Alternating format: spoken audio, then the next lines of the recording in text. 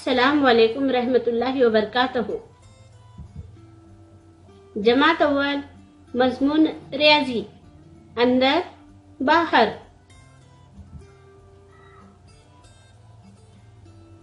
प्यारे बच्चों, तस्वीर को बगौर देखो और बताओ, कौवा कहाँ है?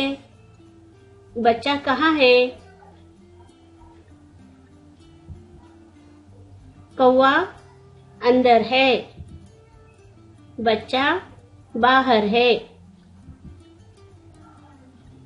इस तस्वीर को बगौर देखो। अब बताओ, बच्चा कहाँ है? बच्चा अंदर है, कौवा बाहर है।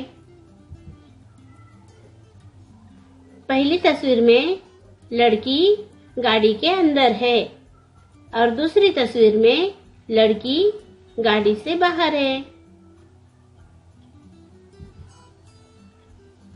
खाली चौकोर में बाहर के लिए सही का और अंदर के लिए गलत का निशान बनाओ। अब तस्वीर देखकर बताओ। ये आम टोकरी के बाहर है, इसलिए सही का निशान, और इस टोकरी में आम अंदर है, इसलिए गलत का निशान। शुक्रिया।